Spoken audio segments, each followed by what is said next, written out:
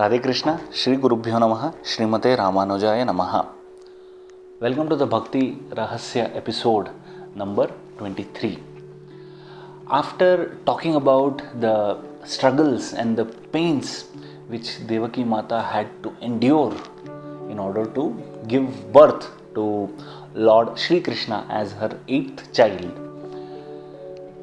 Tirukkolur Penpillai now focuses her attention to someone who was very close to Devaki Mata in her struggles and the painful phase of her life. It's none other than Shri Vasudeva, who is the husband of Devaki Mata. Now, this Rahasyam is kind of a continuation from the previous Bhakti Rahasyam about Devaki Mata. So, it would be good to have a quick recap of our previous Rahasyam. So, what we discussed in the last Rahasyam was Devaki Mata unfortunately losing her 6 kids, 6 newborn babies to her brother Kamsa, who mercilessly killed them because there was nature's warning earlier that Devaki Mata's 8th kid would kill Kamsa. Now, after Kamsa killed the 6 babies, the 7th baby was transferred from the womb of Devaki Mata to the womb of Rohini Mata. So, for Devaki Mata, she had lost 7 children. Now, imagine the plight of Devaki Mata, what she would have gone through, what would have been her feelings. Won't any person be shattered in such circumstances? But it was Shri Vasudeva who was with her in this situation, who consoled her, gave her positive energy and motivation, gave her that moral support, and he urged Devaki Mata to do devotion continuously reminding her that the 8th child was going to be the Lord himself. So this way Devaki Mata could overcome part of her grief and sorrows just by looking at the confidence and the courage which was displayed by Shri Vasudeva. So naturally Tirukkolur Penpillai feels that she should be benchmarking, comparing the virtues of Vasudeva, and hence this particular Rahasyam is dedicated to Vasudeva. Now, what she told as a Rahasyam statement to Swami Ramanuja, we will look towards the end once we describe this content of this Rahasya. So, some things about Shri Vasudeva. He was a great devotee of the Lord, and he was filled with wisdom, because of which he could always maintain positivity in all odd situations. He could always bank on his wisdom to see things in a positive perspective, and that gave great courage to Devaki Mata. Now, it was the time for the 8th child to be delivered. Vasudeva is sitting with Devaki Mata, constantly doing devotion and reminding her that the 8th child is going to be Lord Vishnu himself, and that would end all the miseries and the tortures they had to go through till now. Now, when Lord Krishna comes out of the womb of Devaki Mata, it is Vasudeva who took the first darshan. Now, this entire beautiful episode of the arrival of Lord Krishna is beautifully documented in our scripture, Srimad Bhagavatam. There is a shloka which describes this arrival and what Vasudeva saw, what vision he got. And any discussion on Krishna Leela or even about the birth of Lord Krishna is totally incomplete without seeing this shloka and its meaning. So let us see the shloka and see what it means. Tamadbhudam balakam ambujekshanam chaturbhujam shankagadadyudayudam Shrivatsa Lakshmam Galashobhi Kaustubham Pitambaram Sandrapayoda Saubhagam Maharha Vaidurya Kirita Kundala Tvisha Parishvakta Sahasra Kuntalam Uddama Kanchanganada Kankanadibhihi Virochamanam Vasudeva Aikshata, which means Vasudeva saw a newborn child who had wonderful lotus-like eyes, and the child had 4 hands with 4 objects in it. So the objects were shankha or conch, a chakra or the disc weapon, another weapon called gada or mace, and lotus in the 4th hand. On his chest there was the mark of goddess, as it is known as Shrivatsa, and he had a beautiful Kaustuba jewel on his neck. He was dressed in yellow. It's called pitambar or a yellow dhoti, as we can normally see in any Krishna photograph, and his body was black in complexion, just like a dense cloud. His hair was fully grown. He had sparkling earrings, and he was decorated with shining belt, armlets, bangles, and various other ornaments. Now, this sight was truly a blessing for Vasudeva and Devaki.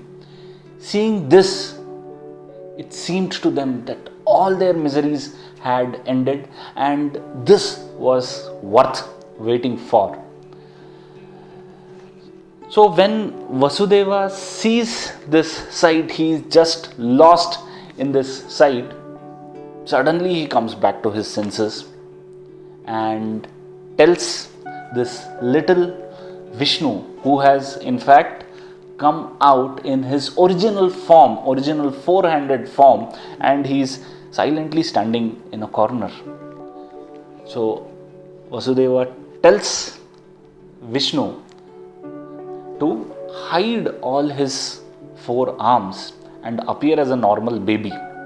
So he says, "Oh Krishna, it is really a beautiful sight for us, but please note, Kamsa would have known about the arrival of the 8th kid. So he would be coming to this prison at any moment. I am worried for you, because Kamsa is a wicked person. He will cast an evil eye on you, seeing your beautiful 4-handed form. So why don't you hide all this? And he may mean all harm to you. So I care for your well-being. I want you to be protected from Kamsa. So it's a request to come as a normal baby." Now even Lord Krishna is stunned listening to all this, because he would have expected that when he is showing his 4-armed Narayana vision, it would be but natural for any devotee to ask for boons for themselves, to ask for liberation from this worldly cycle of births and deaths, and to put end to whatever miseries they are facing. But here was a selfless Vasudeva who didn't ask for any such boons, and instead he was worried about the safety of the Lord. Now, this beautiful episode was caught by Tirukkolur Pen Pillai, and now we can see what statement she made to Swami Ramanuja in this Rahasyam. So she says, "Did I ask the Lord to hide his arms and weapons like Vasudeva?" So she is giving a reference to this entire Leela of Krishna, of appearing in his four-armed form and a selfless Vasudeva asking for his safety and well-being. And she feels, Tirukkolur Pen Pillai feels, that she never had or possessed that burning devotion which Vasudeva possessed, and she never felt to ask for the safety of the Lord. She feels that she is a selfish lady who always wants to be felt safe rather than thinking about the safety of the Lord. So that is the context of this statement, and she feels that she is not a great devotee like Vasudeva to be called as a devotee and stay in this divine land of Tirukkolur. So this is her statement. Now the Bhakti Rahasyam as such ends here with the arrival of Krishna and Vasudeva praying for the hiding of his arms and weapons.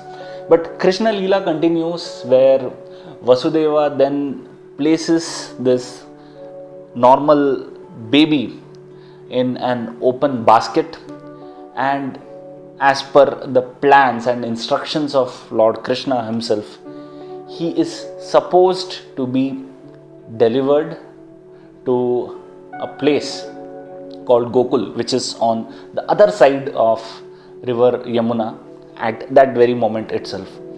So Vasudeva places him in an open basket, and he is going and crossing the river Yamuna, which on that particular night appears to be in full rage. It's heavy rains at that point, and when Vasudeva is crossing this raging river with the little boy on his head in an open basket, it was Adisesha, or the serpent bed of Lord Vishnu, who appears behind Vasudeva and over the open basket like an umbrella, giving protection to the newborn from the vagaries of the nature. And Vasudeva goes to Gokul and he delivers the baby at the house of Nandagopa and Yashoda. Now, what happens in Gokul, what all Leelas Krishna played in Gokul, is thankfully the subject for the next Bhakti Rahasyam.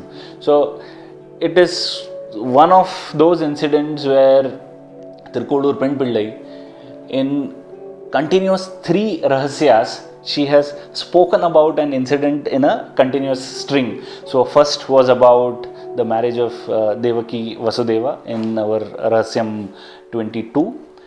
Then in 23, which is our current episode, Krishna is born and Vasudeva and Devaki have that vision, and then Vasudeva is now carrying the little kid to Gokul. Now what happens in Gokul we will see in our next episode next week.